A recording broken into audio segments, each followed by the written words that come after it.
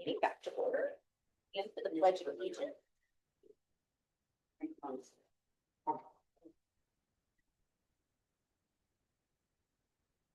Pledge allegiance to the flag of the United States of America and to the republic for which it stands, one nation, under God, indivisible, with liberty and justice for all.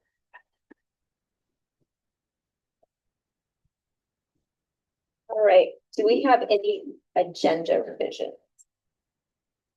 Next meeting? Nope. All right, do we have any questions on the consent agenda? I did have one. I was curious when or do we know how many schools qualify for free and reduced lunch next year? That's a good question. You mean totally qualified? Yeah. It's all the elementary, it's that Again. program that is current, is all the elementary schools, and they're all. Okay, so that'll be continuing in the 26-27 school year. Okay. Oh, Yeah, we said all schools. Oh, wouldn't that be wonderful? okay. Anybody else? All right, do I have an approval of our consent agenda? Motion to approve. I'll second. No in favor? Aye. Approved. All right. We do not have middle school. No, we do not. Today, do we?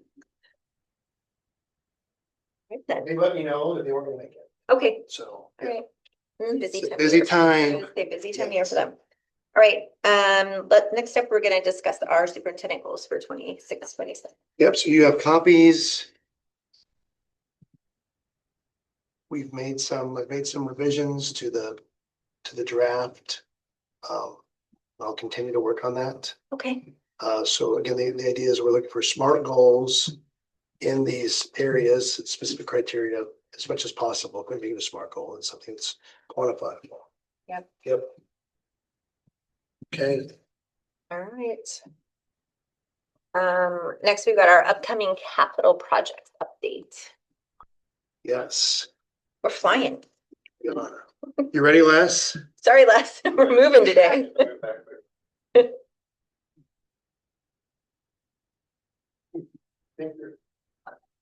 All right, so C is getting set up.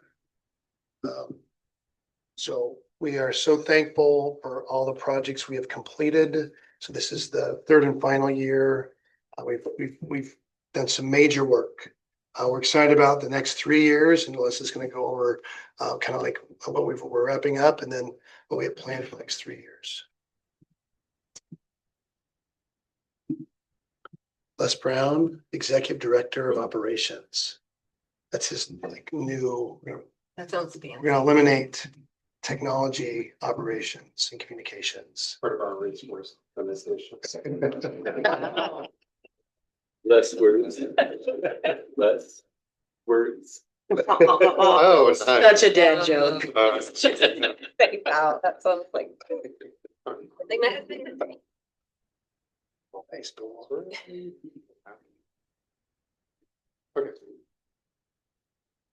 So one of the purposes of the meeting is to talk about some of the things that are happening this summer and then where we are with the last of the projects that we've been working on that are funded by the capital project levy 2024 through 2027. So we're still in the last year of the previous levy. The board will remember that the tagline for our levy projects was safe, warm, and connected. So we worked on a bunch of things that did it with heating, cooling, keeping our buildings dry and safe. Along with that set of projects, we've also been working on a bunch of athletic improvements. Those were part of the district that haven't seen a lot of attention over the last couple of years. And so there are some larger projects that we're going to talk about, which are taking care of some of those aging facilities around the district. The first of those is the turf and track at the high school. So the school board reviewed this project in January and approved the expenditure. This is a mock-up from the design team for the track, kind of the exchange zones that run around the outside of the track, and then also for the turf. There are still, I think, a few things that we're working through around like the shadows on the lettering. And so there might be like small adjustments to those, but we're under contract. The board had asked us in, I think, December to look at the infill that's used in the track. And so we're using that root zone 3D3 blend, which is like maybe a little more environmentally friendly and health conscious fill material in this to try to make sure that we're not causing any problems for students down the road. And this used the Sourcewell contract, which is one of the state competitively bid contracts. In March, the board approved the replacement of the DDC controls, or the heating, ventilation, and air conditioning system controls at both Gauze and Hathaway. These were the last of the buildings we have, which were using the American Auto Matrix system, and so we're replacing those with an allergen system that's the same as all the other schools. It's going to allow us to do a better job managing our utility costs over time, and then be able to schedule buildings, all of the buildings in a single piece of software for things like after-school events or weekend events. The total cost of this project is $653,000. That's the number before sales tax. It's being done by Environmental Controls Corp, which is the same company that worked on the control upgrades at the high school and Cape Canyon over the last about year and a half. And this is the last of the really large projects that are funded by the 24 to 27 capital levy. Up next in our set of these are the high school tennis courts. So it's been, we think, at least a decade or more since those were resurfaced. The high school team asked me to add a note on here saying that the color is not yet finalized, which was kind of an important thing because they're working through like what are the right like shades of colors. And there's some discussion about like that background kind of reddish color and whether that's the right one to use. So the color may change depending on what they identify. We're working with Benyon Sports Services, which is the company I think also that's doing the track work at the high school. They're going to be doing some work to patch some of the cracks that have formed in the kind of the foundation of the tennis courts. And then we'll do resurfacing over the top of that. They'll patch some of the low areas and then eventually paint it and restripe it. One of the things we're doing this year as we do this work is we're adding pickleball lines. So let me, within the image that's shown there, that kind of darker yellow color or goldenrod maybe color are the pickleball. So they'll use the same net. So the net will stay the same for both sets of them. But the new courts will support either type of those two sports. We used the KCDA competitively bid state contract for this, and it's in the board packet. And so you all just, I think, approved it as part of the consent agenda. And it's around 74,000. And I think that number includes sales tax on this one. As we look forward to the summer of 2027, we're working with RNC Management, which is our construction management company, starting to build out the project timelines. So these are the set of projects that we asked the voters to approve in February for our 3-year capital levy. So these are projects that will happen in 2027, 28, and 29. And what we're doing right now is working on a request for qualifications for the engineering of the different bid packages.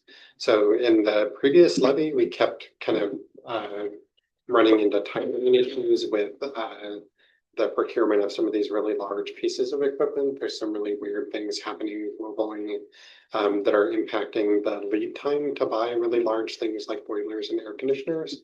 And we would really like to get the designs all set early this fall so that we can put them out to bid in the winter. And then award contracts probably no later than January, so that the companies we choose to buy these really huge pieces of equipment from have ample time to get them for the summer of 2027 to be installed. So specifically, excuse me, the boiler at Keegan Canyon and the air conditioner up there. The classroom security notification system. So that's kind of like a reader board that goes in each one of the classrooms. And the other large spaces around the building to notify when there's a security event happening or like a fire alarm. You can use as a digital reader board. We're also working on design or redesign of the air conditioning system at the high school. And then we'll be doing another RFQ, which is for architectural services. And that's really to help us with kind of the long range work that the resource optimization committee has been focusing on. We think that there are some of those goals that that group has set out and the recommendations they made to the superintendent that we will want an architect on board to help with kind of identifying the rough order of magnitude. And then also to or for the projects, and then also to help with kind of the community input process and the design of some of those projects. So some other updates on things that are happening within facilities. We're continuing to pursue a number of grants. We have I think it's like draft notification or something like that of a Department of Commerce energy grant. So we had to do a set of paperwork to do the initial, like, yes, we would like free money paperwork. That was last week. They haven't told us how much we're getting, but we think it's in the neighborhood of $500,000.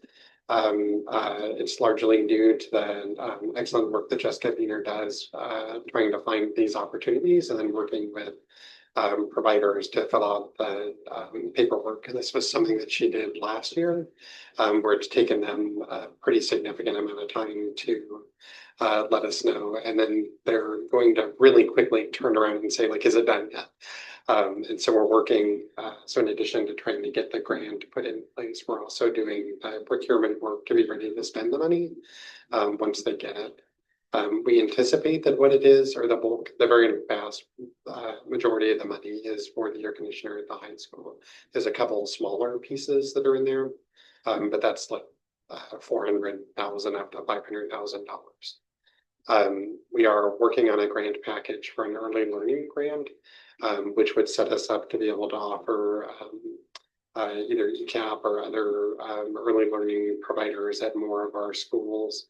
There are some specific requirements for ECAP or Head Start that don't apply to the TK program. And so if we transition our TK programs to being or qualifying for ECAP, there's some work that needs to be done. And so we're working on trying to figure out some of the facilities things that we might want to do. So there'd be things like developmentally appropriate playing areas for 4-year-olds,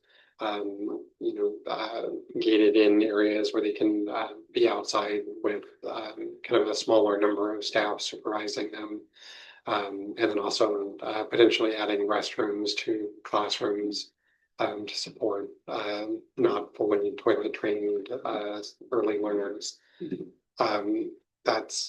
I don't remember how much money it is. Do you know off the top of your head? Sorry. Not how much we're going out for yet.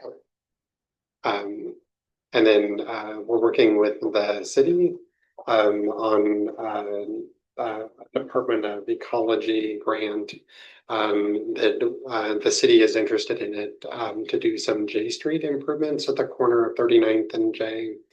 And going west, kind of up the hill towards Gauze. Working on the sidewalk and the curb, there's some kind of weird things with a drainage ditch. And then like the stormwater pieces of it. As part of the grant that they're working on, they asked us about a year and a half ago if we were interested in kind of partnering to do some work within the high school's parking lot. So this is the student parking lot on the south side of the building. It's one of the largest pieces of asphalt, at least according to the grant writers, that drains into Campen Creek. And so they've identified it as a source of pollution where we can do work within the stormwater system that treats the runoff on the asphalt, we can help prevent like pollution from getting into that waterway, which then feeds into the ones over here and then into Stuyvesant. There are a number of kind of benefits for the school district. One of them is that it'll break up the large expanse of parking at the high school that sometimes attracts unwanted after hours behavior by planting trees in kind of like little mini swales. So there won't be those huge expanses where people can do 360s and other things, maybe as easily, although we might see more pop tires. So we'll see. And then finally, we're working on an indoor air quality grant through OSBI. I don't have the dollar amount for some of these because we're still in the design stage for them. So the, I was gonna ask, so the AC replace the Commerce Energy Grant. So if we don't get the grant, we would still fund it with the levy, but this could maybe offset. Yeah, this some of this would potentially offset as much as $500,000 or like 400,000 of the work that we had identified as the levy projects. And much like the in the previous grant, there were things that we applied or the previous levy, things like the DTC controls that keep it hanging were in the levy list, but we got a grant to fund those, and so we were able to pay with those with any matching money with the grant funds, and they were able to complete more of the projects by virtue of getting those. Couple things before you go to the next slide. So did anybody go to the musical last weekend? So it was pretty warm. And so when I went on Friday, I got there early because I was a supervisor. The chillers had shut off. Oh. So it is really, this is a perfect timing for us this summer to replace the chillers because it was the temperature was going up, and I heard about it quickly and often. And so Jessica came to the rescue. She got them back online and got the water flowing through the pipes to be the correct temperature. So it's 80 degrees. And you're watching Frozen, it's. Yeah. Yeah, well, there was Yeah, that. totally there. Kelly Gregerson, of course, took it on. Just he connected the two together. Yeah. But yeah, so it's timely.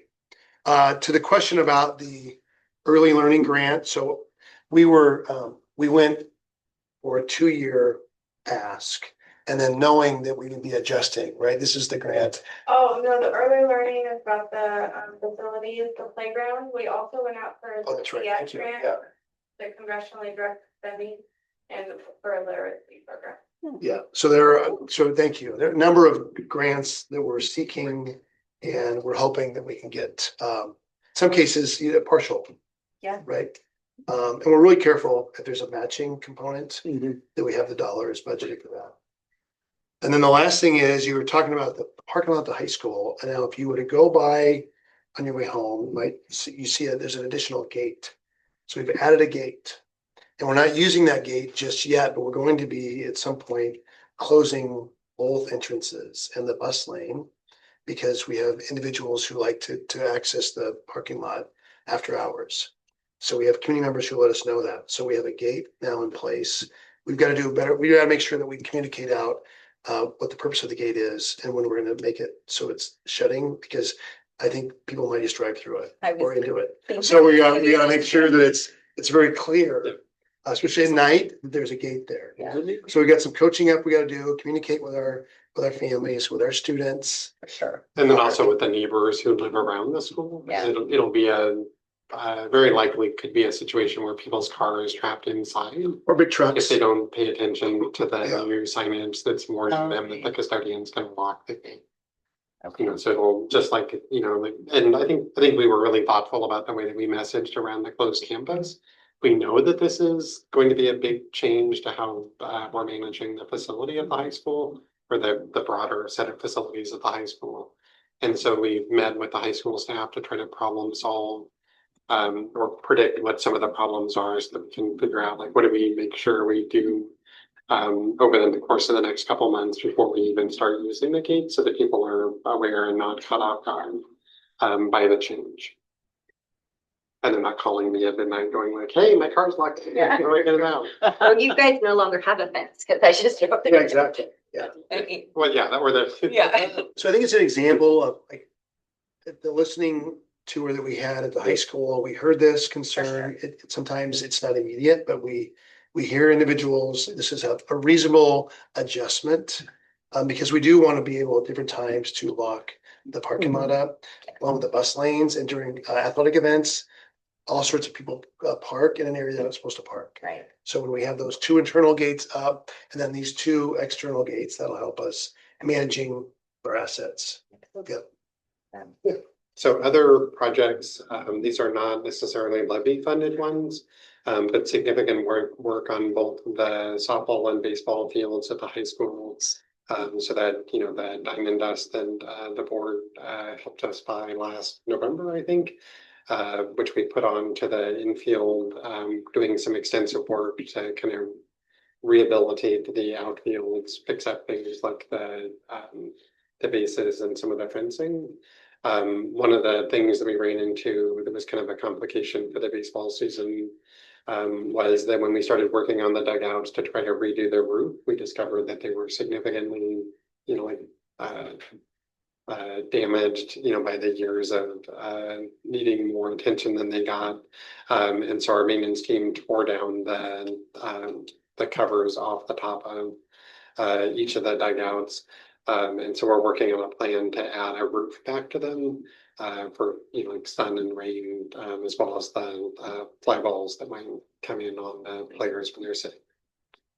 Aaron talked about the south parking lot gate, and then we're continuing to work on kind of the list of things that the row work group is generating. So we have the assessor appraiser working on appraisals for several other properties, and then our construction management group is working on some of the plans to if we were going to keep the old bus garage, what does it cost to keep that building?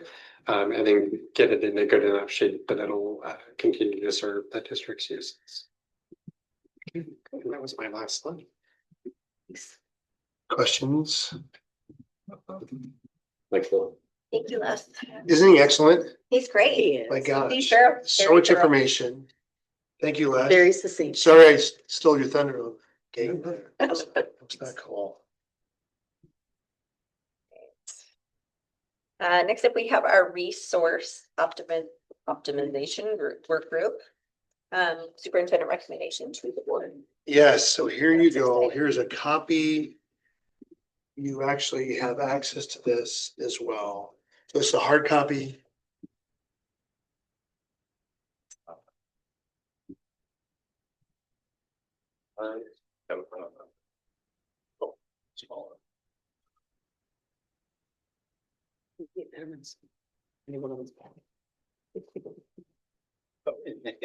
What's in there? It's about you. Oh, Jeff. Okay, Where's I that just card? wanna, Pull it up. because we have Sorry. I got it, yeah. We're good. maybe some people online. See if we can make this large enough so share the information. Okay, so thank you to everyone who has participated in the resource optimization work group. So as promised, the team would bring recommendations, share with me. I'm sharing with you. And so the first 2 or 3 paragraphs in this document is just really identifying the purpose of the group. The second one is just thanking everyone who's participated. Because from an idea that really was born a year ago in a board meeting, to then working through a process to meeting early in the fall to where we are now, I feel really good about the steps we've taken. And that we've communicated this out to our community. We've asked for people to help us with these challenging decisions in the situation that we have. So this just has some data. I think much of this will be shared on our website. This is something that we went over on Thursday at our last row meeting. And so I think it's helpful to kind of tell our story. We met numerous times this year.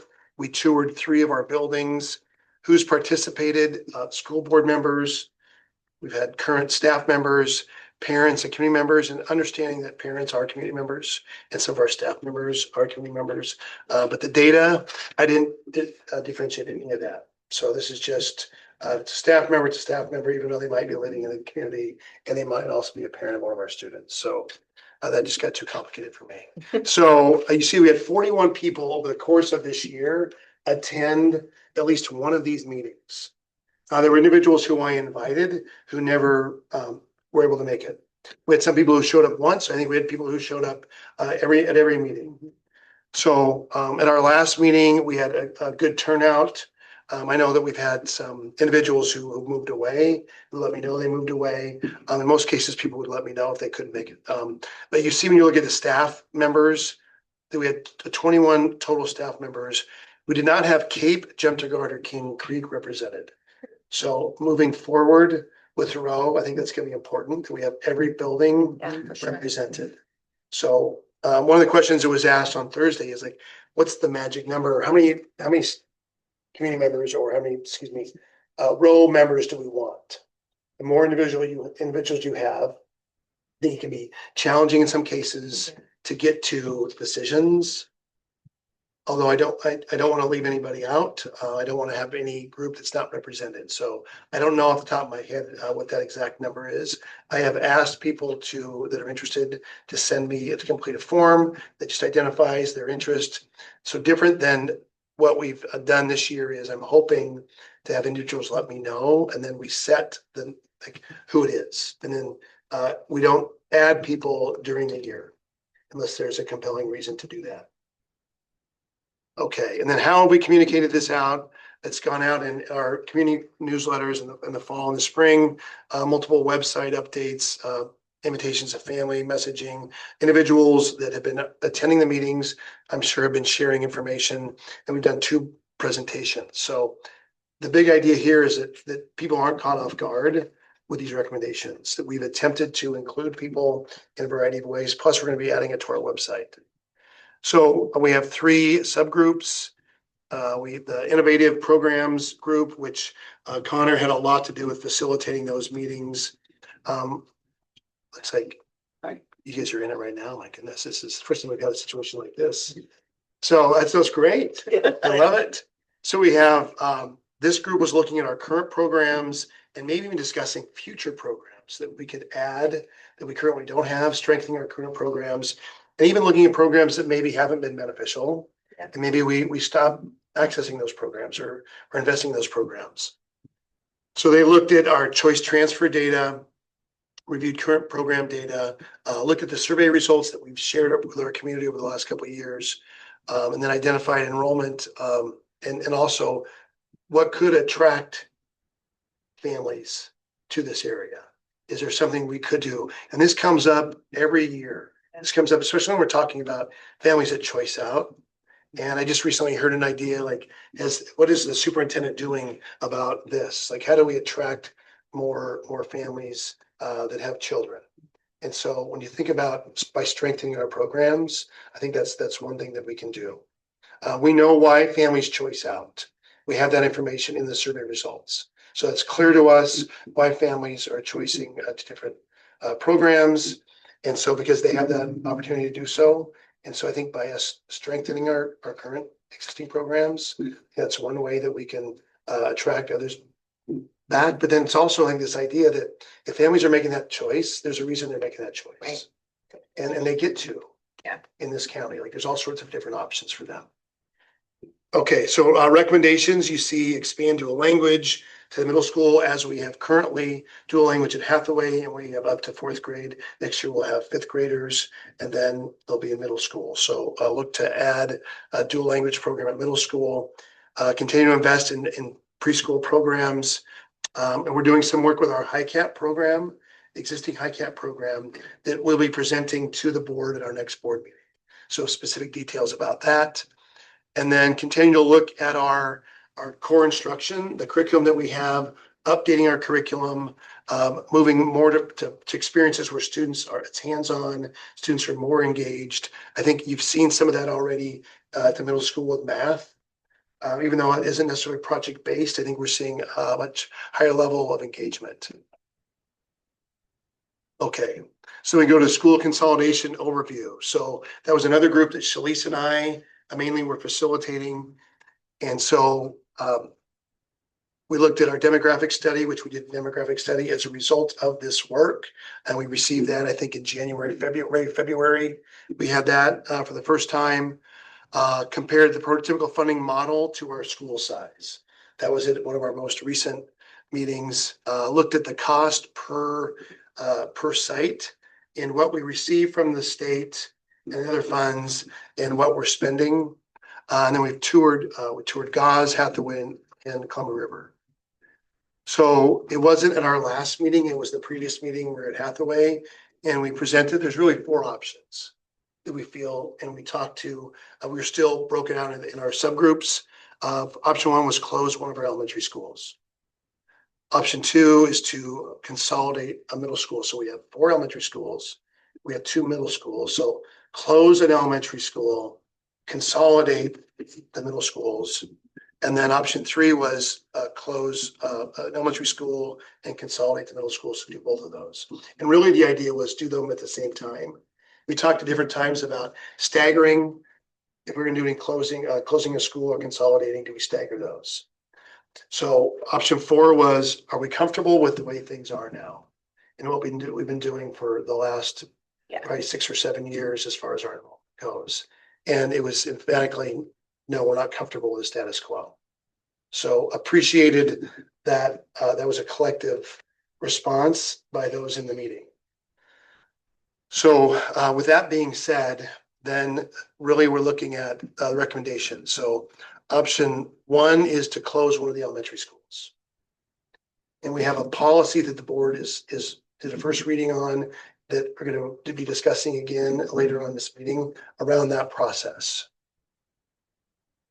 And with that closing one of the elementary schools, that means we go from 4 to 3, and we've identified it's Gauze and Hathaway. And really the committee, and I feel strongly that we have Canyon and Cape, which is northeast part of our district, that those are, that community, people are living there for a reason. That school is there for a reason. So then we have 3 schools in town. One which was built in 2016, CRG. And so between Gauze and Hathaway, both of those buildings, I think one of those in this plan would be modernized. That needs a great deal of attention to update that building. So that's a part of option 1. Option 2, when we look at that and closing a middle school, which is or consolidating, that's really challenging to think about doing that for the same reasons we talked about Canyon and Cape being where they're located. So I feel strongly that with option that what we can do is continue to look at efficiencies within that school system, those 2 schools.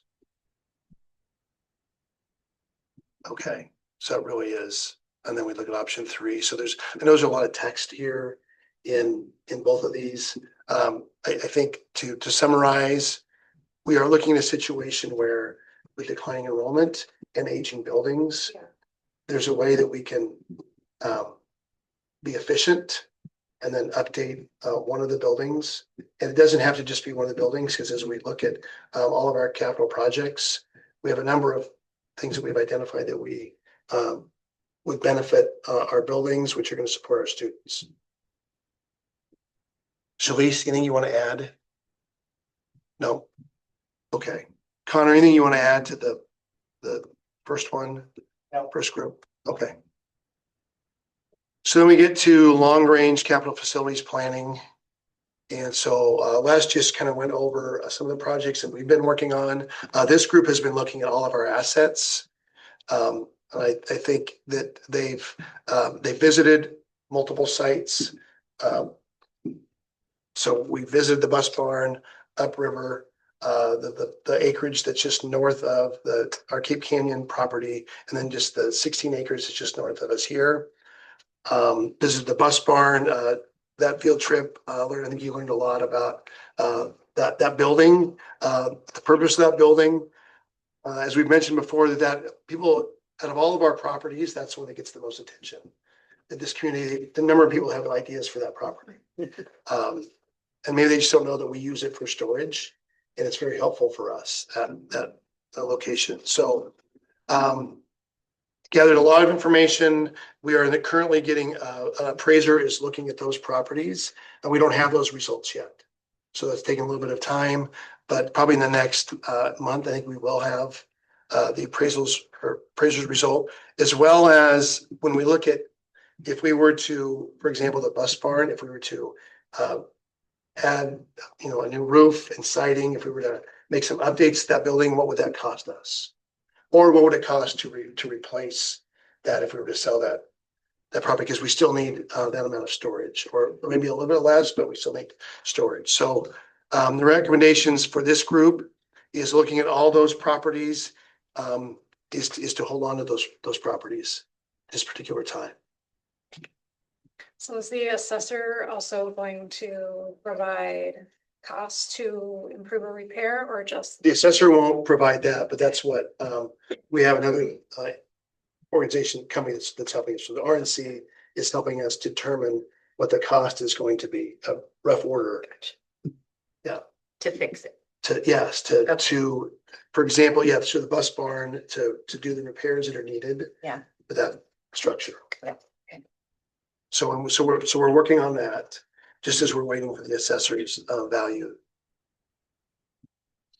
The second bullet seeks strategic lease partners. So thinking about what could we do with these properties that maybe we are partnering with someone over the next 5, 10, 15 years, possibly of a lease. So that is not something that we have explored, this subgroup, but it is work that we can, I think, moving to next year, we can continue looking into. Les, anything you want to add? I think there was just a sense within the workers that the likelihood is that the properties that we identified as potentially being surplus property will probably increase in value at a higher rate than the money would if we sold them and then turned it into cash and then invest. So I think the group's consensus was that it's not a good idea to sell them, because the money that money that's created won't buy a piece of property. So that's why we kind of went back on the whole lot of these reasons. But they are really encouraging us to be creative about the use of them. That's why the exploring leases are a public-private partnership. The better use them. Thoughts about any of these recommendations? So these aren't anything that we can really act on right now. So this is just leading into stage 2 next year. Thank you. Yeah, so the row is going to continue. I think between now and next year, so August. So we have a June board meeting, we have a retreat, and then we come back in August. And over the next 2 months, I think we're going to be looking at our analysis of our enrollment situation, our financial health, and putting together analysis that we can share. We already have part of it in the demographic study. So I think it's developing more data for the board and for the community to look at not only the issue, but what are some of the solutions to this current situation we have. So yeah, there's not a decision right now. I think where we're going based on what's been identified and the work that's going to continue is looking at these recommendations. And as more data comes in, that can be data that goes into our analysis. And then as far as like the individuals who have reached out to us about property, for example, like we have a recommendation from this work group that's been done a pretty good job analyzing our current situation. So this will be available for the community. So I think part of this is, and part of the work of the team was to gather feedback and input. It's also to share information about the board is, the district is working through. So it's a long response to your question, which is, yeah, there's no, the board's not making a decision right now. Any other wonders? So before you share anything else you have, I appreciate your participation. It's been helpful to have board members in attendance alongside staff and community members and parents. I think that they appreciate, that's my sense, that the work that we're doing. They can see it happening. Yeah.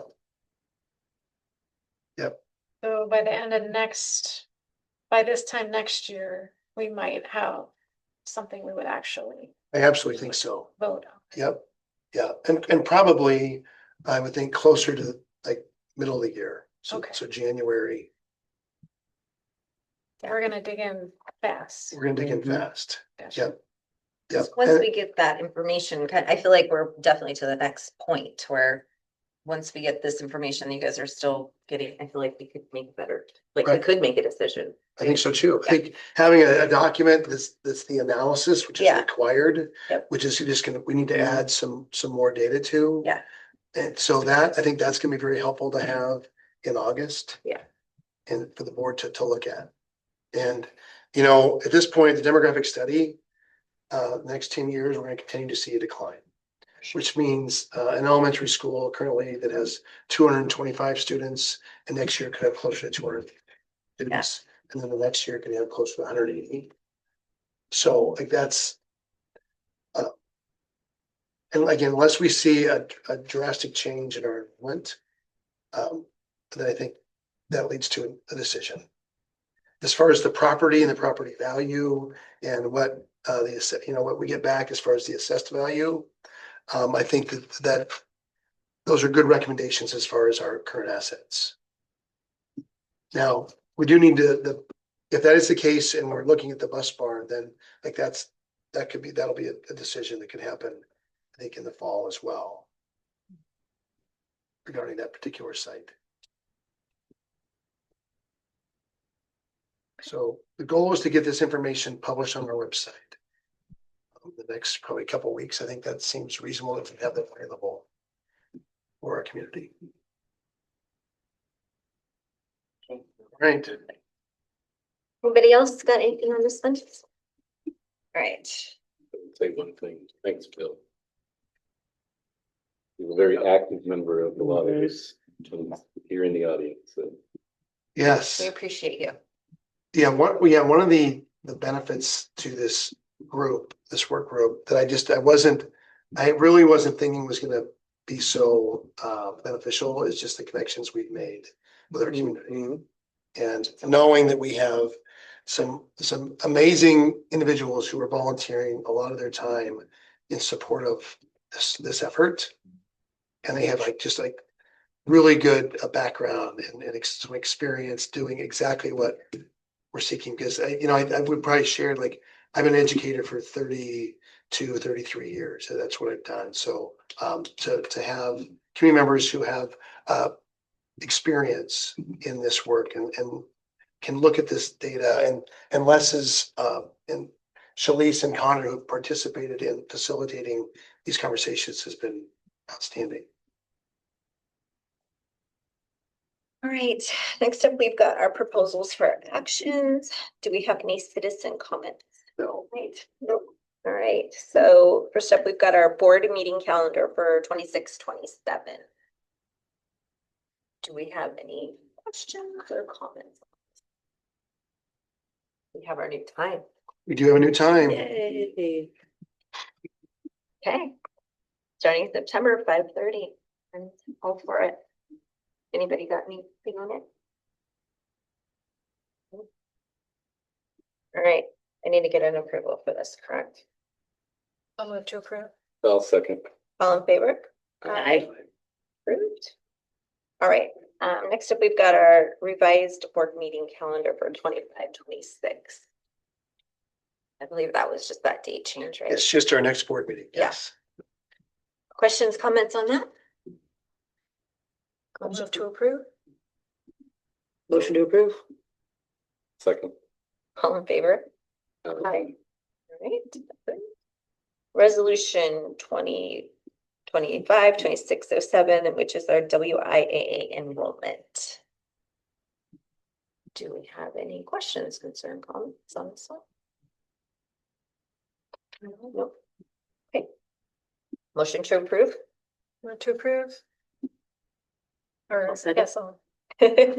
All in favor? Aye. Okay, approved. And then resolution 2025-2610, which is our declaration of surplus. Do we have any questions or comments on this one? Can't believe a bus is so cheap.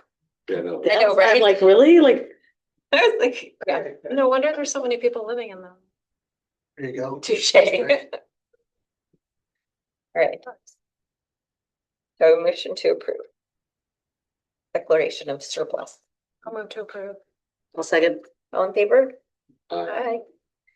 Motion approved. All right, on to our policy revisions, which will be your second readings and an approval for policy 5400 personnel leaves. Do we have any questions or comments?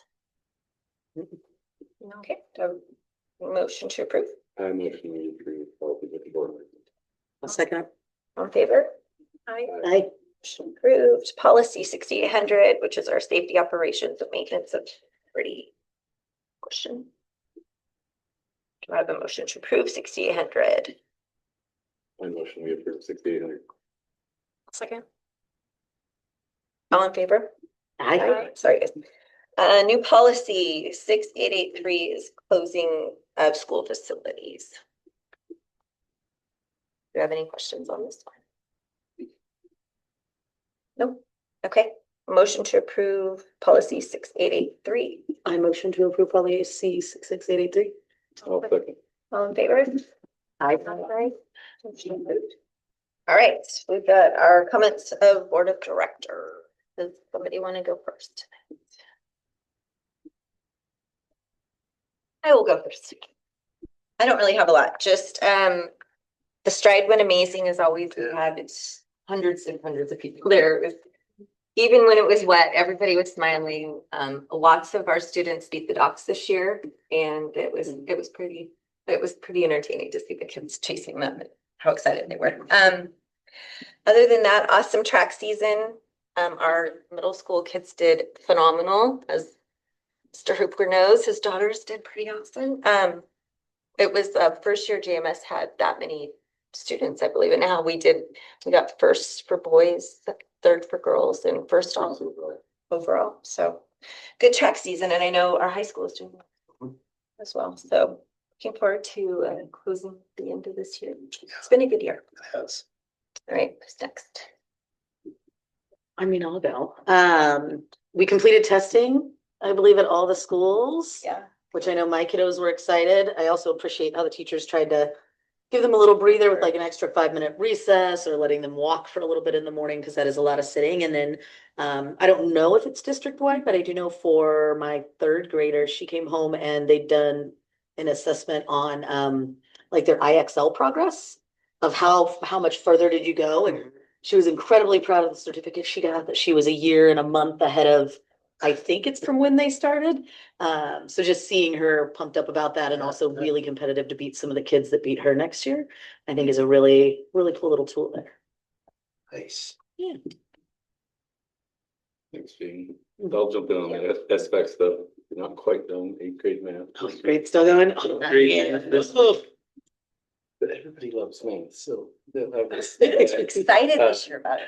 I think that everyone was good, and I noticed a number of parents, so there was a request, at least the middle schools, to bring in snacks. Yeah. Mhm. So I saw a lot of things being brought in just to keep it fueled up and keep them working on their testing, so it was really good, keep it up. The other one is if you're involved in athletics, there's a ton of summer camps. So they've sent out all the information on all of those, so please take a look. And there's even a survey now that's out to what athletic activities would you really want new next year? So I would recommend people to kind of take a look at that and throw some ideas out to Mr. Wild. And if parents don't usually access Parent Square for whatever reason, can they find that on the district website, the camps? Believe so. I'm getting a head shake from You know, so the survey or the camps, so that you said the camps? the camps. Like I saw our principal send a Yeah, little the camps, pamphlet. yeah. Okay, Yeah. cool, awesome. Just because I know not everybody uses Parent Square as much, so. Yeah, And the survey was more for students. It So is. Yeah, Mm. yeah, Yep. okay. Sorry, I was nodding no to the survey, not to. Gotcha. Yep. Thank you. and we are expected to ask that every couple of years as far as what activities do students are they interested in? And so that's required through WIA. So I'm glad that Brian did send it out. Yeah. You know, we don't get the best turnout, I so I wonder. wish we would get more students completing that survey. As they all have devices. And so I think, I'm gonna find out, because I had forgotten about that going out. Like, are we giving them some time during the day then to complete that survey? Like an advisory or something. Exactly, yeah, very advisory. Yeah. I have one other question. Yeah, So I love all the athletic camps. My kids will definitely attend a few. Do we have any non-athletic camps that we offer during the summer? I think the drama club does. I believe so, because I know friends that have had their kids do that, and I'm pretty sure. yes, in the past, Kelly Grayson has done a camp. Yeah, he actually did a camp around this in the spring as well. Yeah. So he typically does, other than drama, I don't know that we have anything going at the middle school that's not associated with athletics. Yeah. But we can definitely check and see what else is happening other than athletics.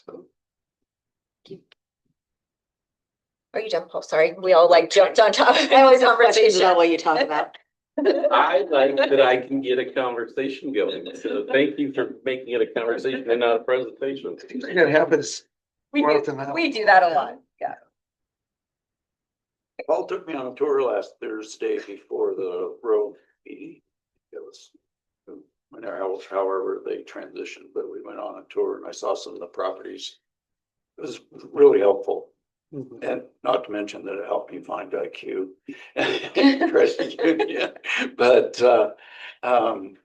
so we went over to the barn, so I got a chance to see the old bus barn and then some of the other properties that were in question that we talked about. So really helped me to get more familiar with the direction of everything. So I appreciate that. Thank you. I don't really have much of an update. I can't believe we only have one more board meeting. I know, it's crazy. And I'm already thinking about the summer and what I'm gonna do with my kid. So I know a lot of parents struggle. So I'm feeling it for them. Mhm. And yeah, other than that, just closing out the year. And this year went by really fast. All right, Sarah, it's your turn. Okay, thank you. So I've got a couple slides I want to share. So recently, the WASA, which is the Washington Association of Washington Association of School Administrators, which is an organization that I'm part of, Wes and Connor are part of. So they have these annual events and we get to choose like locally our region. And so I chose for the community support our Rotary, so Camas Washougal Rotary. So those are Rotarians that, and there's several, maybe 40 Rotarians. These individuals I invited because of their support, but we could have had all the Rotarians there, which would have been a mess, but I'm glad they didn't all show up. So in the middle is Diana, she's our Rotary president. So they do so many things to support us. Right now, they're going to be giving students like thousands of dollars worth of scholarships to some of our students who are going into trades, some of our students who are going into higher ed. They have provided us with books for third graders. They've been a part of the build, so the toolbox build. So then a number of things, and they typically just say, do you need this? How can we help you? And so I typically, it's always a yes with Rotary because they are always looking for ways to support us. So I so appreciate them. They also donate 2 scholarships to the Bomber Institute.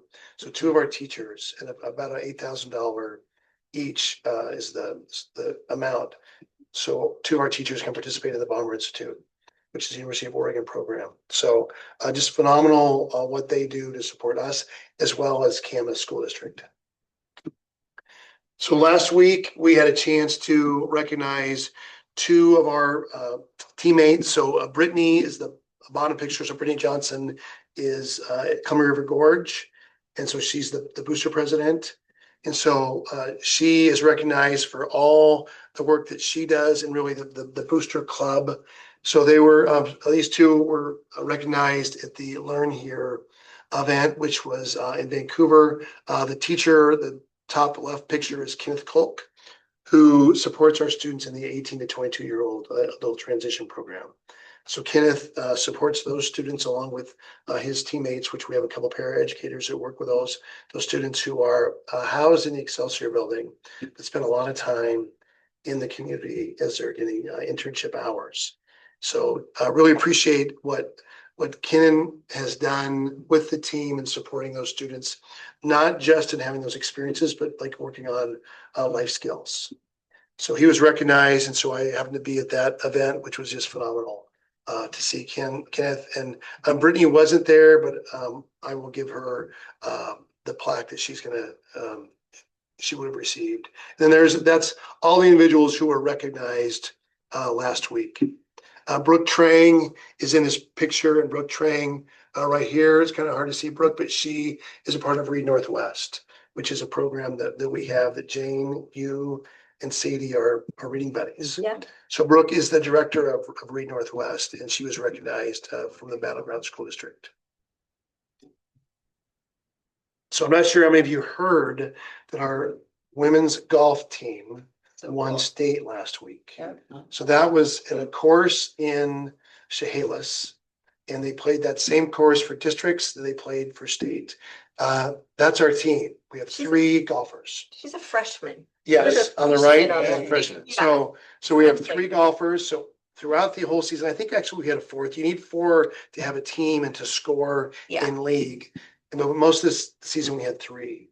So they were frustrated. Gosh, we can't have to we don't have a chance to win in league because we don't have enough. So we're forfeiting basically all those league matches. So when you get to state, that's not the case. You need three.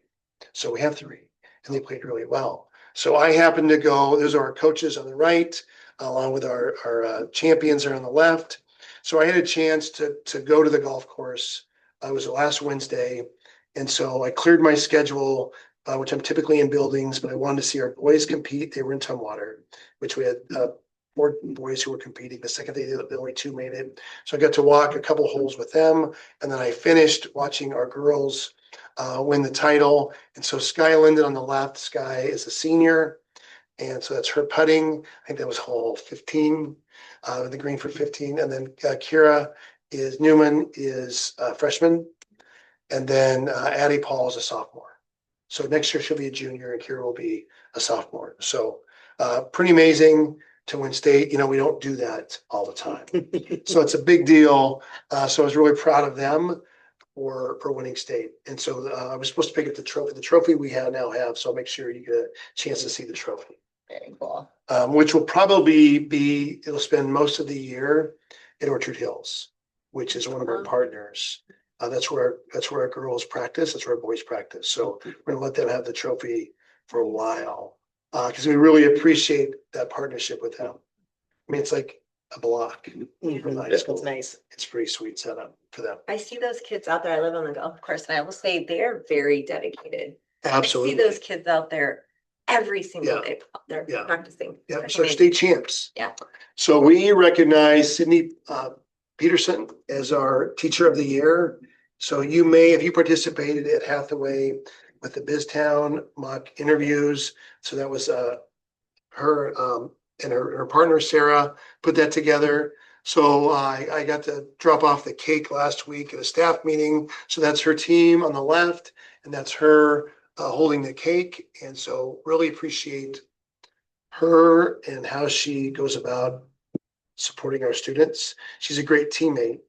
If you go into her classroom, which I think we did 2 years ago, everything in there is very intentional. There's a lot of things that students, a lot of things, activities that they're involved in. She does a great job supporting students, has high expectations, and her results show. So we are really pleased with her efforts in that team. And I think some of you probably went to Frozen. So I went Friday night, Les went Saturday, I think. Shalice went to the matinee on Saturday. And so that's Kelly Gregerson, our amazing drama teacher on the left. So that was just it's again a static picture. So what he's doing there is he's just, greeting everyone. And then one of the main stars, yeah, just amazing. Such a Her beautiful voice is voice. phenomenal. Yeah. And did just a great job. They all did.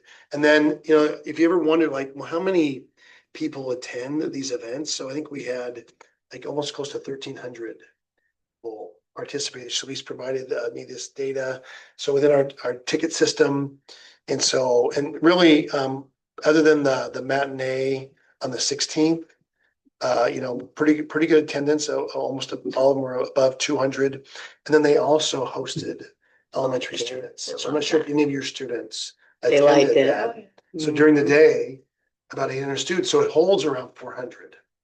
So it was a lot of students during midday performances. So a lot of work goes into that.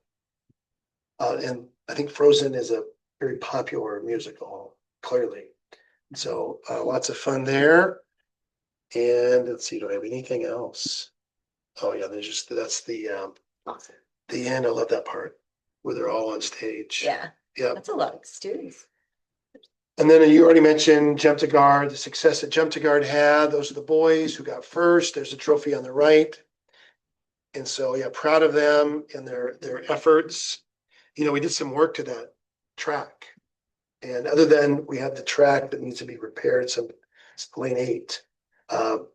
Really did a nice job with the discus ring. I think that works when we're throwing. And the sand pits were full of, once we got rid of the sand with some of the items in there. Yeah, it's really a nice setup that we could host, I think, league at some point, the league championships. And then we had some individuals in a team like set a record. So the girls 4x2 set a new record. So this is David Cook keeping track of all of this information and celebrating these efforts. And Grace Hooper with the Jav, and then Nolan Perry, Triple.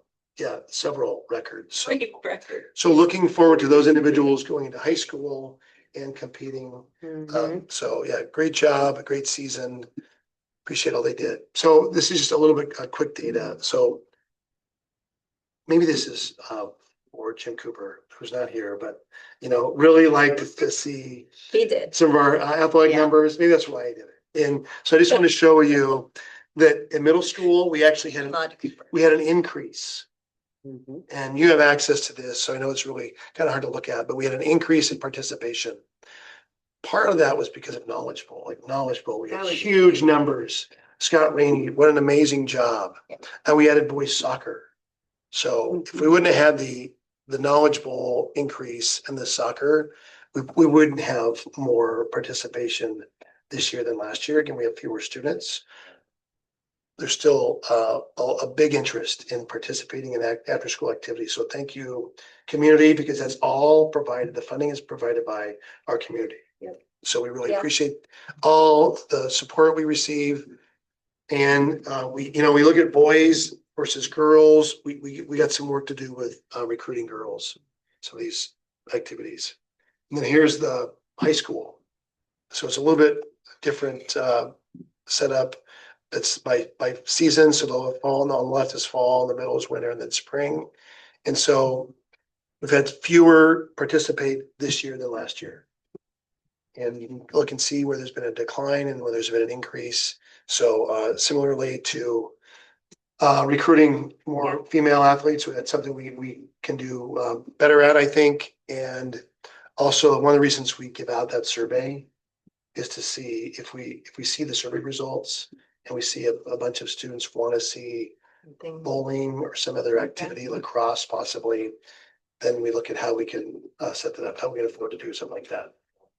Do we see participation decline between like middle school and high school, or like freshman versus junior year at all? That's a really good question. I don't know that I have that data off hand. Just curious. Yeah, but certainly we could look at that. The system that we use to track student participation, I bet we can. Now we've done it for a couple of years. We can use that it's a relatively new system, track that information. Okay, I think that is it for my sharing. Thank you. Do we have any general citizen comments for tonight? Yes, we do. Oh, all right. I love it. Yep. And here we have, Bill, we have some announcements. Thank you. Letter of announcement. Read this. Yes. Sorry, I put my glasses on, I can't read. All right, so for our public meeting guidelines, Oh, really good. Sorry. the structure and content of the school board meeting is outlined in our board policy 1400. There is a structure for citizen public comment to our school board business meetings. The board recognizes the value of public comment on educational issues and the importance of involving the public in board meetings. Although the school board and the administration encourage the community to contact them directly with questions and or concerns, the following information can support community members in sharing their perspective at the board meeting.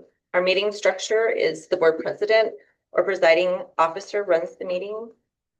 The board will follow an agenda, which is published up to the website before a meeting and can be revised per board process. Comments or behavior not allowed, name calling, personal attacks, indecent or obscene remarks, derogatory comments, comments that are libelous or slanderous. Comment periods are provided at the board meeting and additional comment periods may be added prior to board action on agenda items. Our public comment guideline. Attendees who wish to speak will sign up before the meeting starts. Please note this requirement applies to only those who wish to speak, not all attendees. Speakers will state their name, address comments to the board as a whole, not individual members, staff, or other audience members. Keep comments to 3 minutes and state what you support, oppose, suggest, or are calling attention to. Comment time may not be added or donated to other speakers. If a response is requested, state that this during your comment. Board policy 1400, the board is not obligated to respond to questions or challenges made during public comments, and the board's silence does not signal agreement or disagreement. If a response is warranted, the superintendent will follow up as directed by the board. The board chair may terminate an individual's comments when the time has passed and may interrupt a speaker to remind the speaker about disability standards for comments. The board chair may also opt to end public comment opportunities based on disruptions. Written comments may be submitted using the process identified at the school board meeting page, which is our website. Great. Good. That's it. Yep. Okay. Wow. Okay. William Carter. Hello, sir. Good evening. So, good evening, Washougal School Board members. My little opinion piece is titled, Think Outside the Box.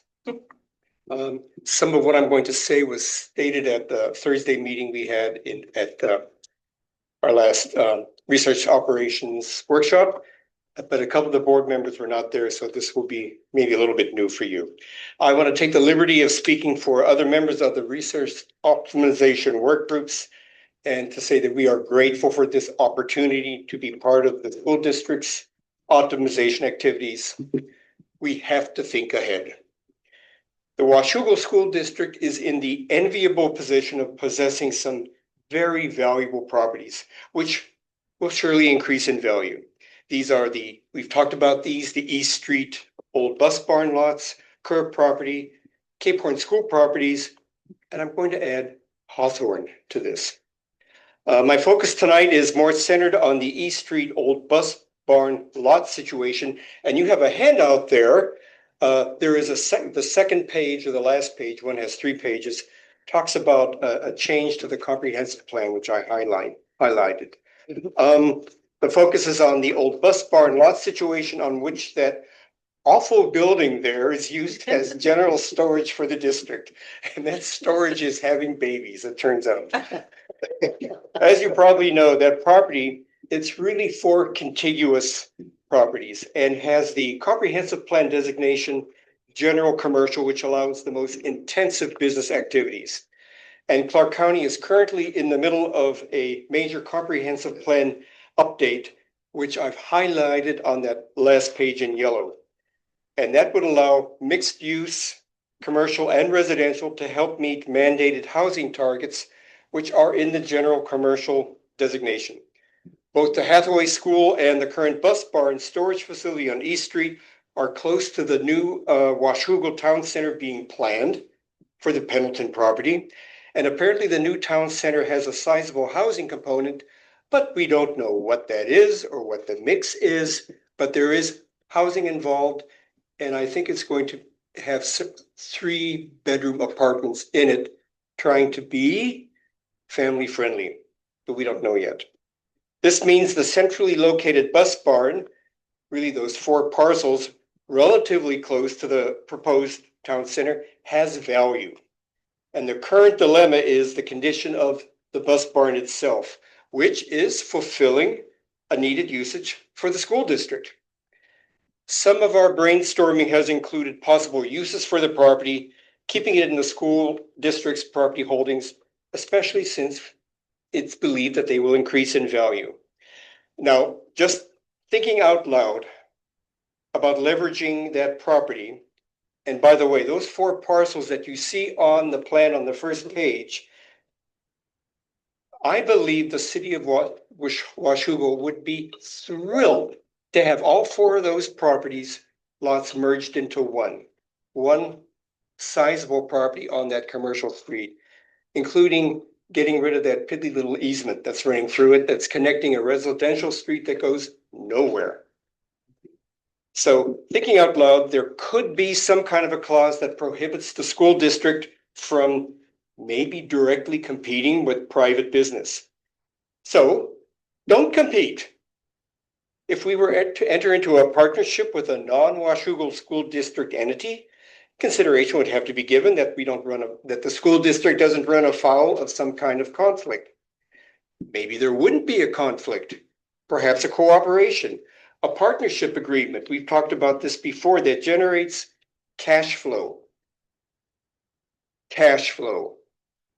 Another idea from our group is that the possible cash flow might enable levy funds to be used for other uses. And this is something that Les and Shalise might be able to touch on at some other time. Possible cash stream generated from the bus barn property or the other properties. In a meeting, is it time to stop? Yeah. Okay, anyway, we're currently helplessly dependent on ever diminishing funds from Olympia and from the levy that in the future may or may not be passed. So I'm suggesting that we think outside the box and come up with other sources of cash flow to supplement the levy. And if we don't do that, then the ability to educate anybody is severely reduced. There's value, think outside the box, explore cash flow, supplement the levy. Thank you for your attention. Thank you. All right. And we've got, do we have any future agenda items? No, ma'am. All right, our board evaluations are online. Do I have the motion to adjourn? Motion to adjourn? Second. All in favor? Or you adjourned. It was so close this time.